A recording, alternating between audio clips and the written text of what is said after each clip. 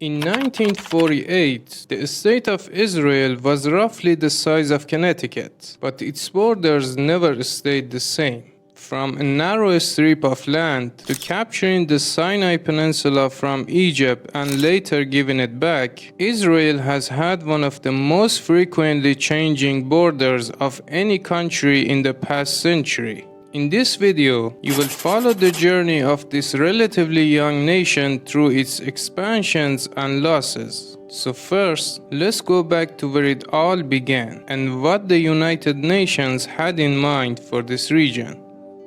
After the Ottoman Empire's defeat in World War I, the region came under the control of the British Empire. The territory was known as Mandatory Palestine and was religiously diverse, with a Muslim majority and significant Jewish and Christian populations. But from as early as its establishment, there were tensions and conflicts between the Jewish population, Arab Muslims, and the British government in the region. Some of the many incidents include the 1920 Nabi Musa riots, the 1936-39 Arab revolt, and the 1944-48 Jewish insurgency. The last of these, the Jewish insurgency, was a major factor that led Great Britain to hand the region's fate to the United Nations, after it failed to suppress the insurgency and assert control over the territory. So in 1947, the United Nations Partition Plan for Palestine was adopted.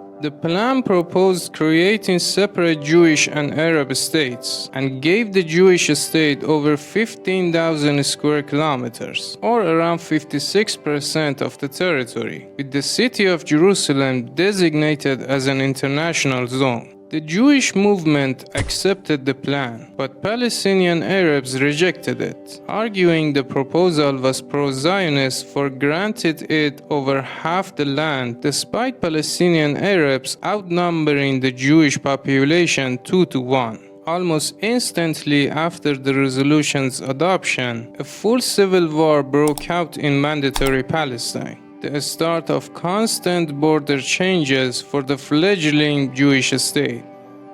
The 1948 Palestine War lasted from 1947 to 1949 and unfolded in two distinct phases. The first phase was a civil war that began in 1947, only one day after the UN adopted the Partition Plan. During this phase, the British were still in charge of the territory, but they were organizing the withdrawal and refused to intervene in the conflict, except on occasion. During this period, the Zionists executed Plan Dalet, a military plan for taking control of more territory in Mandatory Palestine through offensive operations, in preparation for the establishment of a Jewish state. This resulted in roughly 700,000 Arabs being expelled from or fleeing their homes, at the time half of Mandatory Palestine's Arab population. This phase of war continued until the end of British control over the region, which brings us to the second phase of the conflict. On the same day the British mandate terminated, the Jewish National Council, led by David Ben-Gurion, declared the establishment of the State of Israel. The following day, a combined force from neighboring Arab countries, including Egypt, Jordan, and Syria, alongside Palestinian fighters, invaded the territory, marking the start of the First Arab-Israeli War.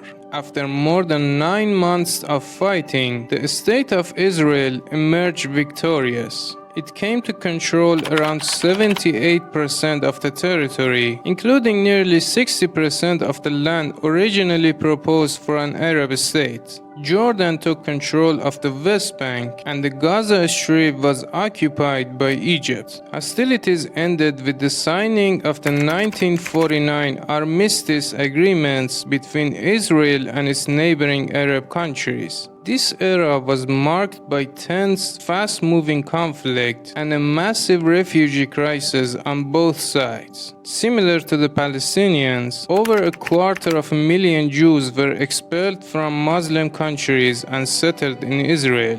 From this point on, shifting borders would become a constant state of affair for Israel, and its next chapter would involve its biggest neighbor, Egypt. Tensions between Egypt and Israel would last for 3 decades. During this period, Israel occupied the Sinai Peninsula twice, returning it both times. The first occurrence was in 1956, when Israel, alongside the UK and France, invaded Egypt. Israel cited Egypt's maritime blockade and growing tensions as key reasons for joining Britain and France in the invasion. For Britain and France, however, Egypt's nationalization of the Suez Canal was the primary motivation. After only 1 week of fighting, Israel occupied the Sinai Peninsula and the Gaza Strip before returning them to Egypt 4 months later.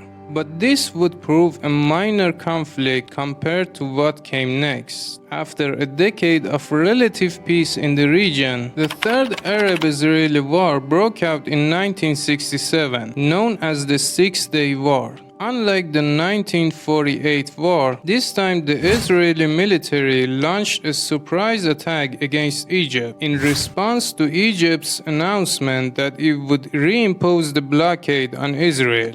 Jordan and Syria joined the fight on Egypt's side. After just 6 days of fighting, Israel achieved a major victory. It occupied the West Bank from Jordan, the Golan Heights from Syria, and the Sinai Peninsula and Gaza Strip from Egypt for the second time.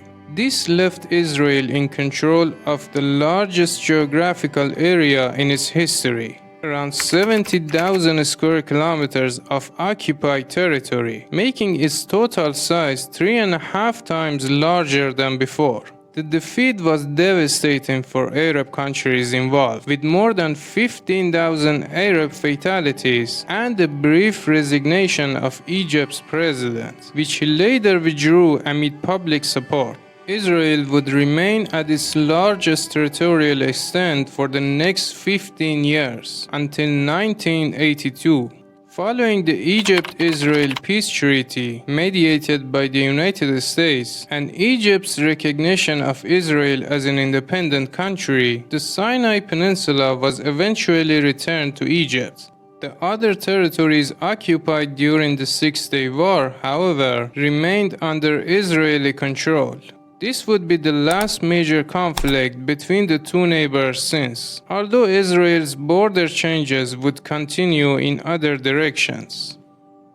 Following the peace treaties and establishment of diplomatic relations between Israel and its two neighbors, Egypt and Jordan, most of the remaining conflicts and border changes have taken place in Palestinian territory and to the north of the country. To this day, Israel controls the West Bank, Gaza Strip, and Golan Heights, either completely or partially, though the international community considers these to belong to a future Palestinian state and to Syria, respectively. Lebanon, Israel's northern neighbor, has a story similar to that of the Sinai Peninsula. Southern Lebanon has been occupied by Israel twice. The first occupation began in 1982 in response to a Palestinian insurgency operating out of southern Lebanon. This military occupation lasted 18 years until Israel finally withdrew from the region in 2000. The occupation was also the primary reason behind the creation of the paramilitary group Hezbollah in Lebanon. But it wouldn't be the last time. The same pattern repeated in 2026. For the second time, the Israeli military invaded the country, occupying over 600 kilometers of Lebanese territory. As of August 2026, the territory remains under Israeli control. A ceasefire has been reached between the Israeli and Lebanese governments, although hostilities continue between the two countries and paramilitary forces. In less than 80 years as a nation, conflict and shifting borders have been a core part of the state of Israel's history.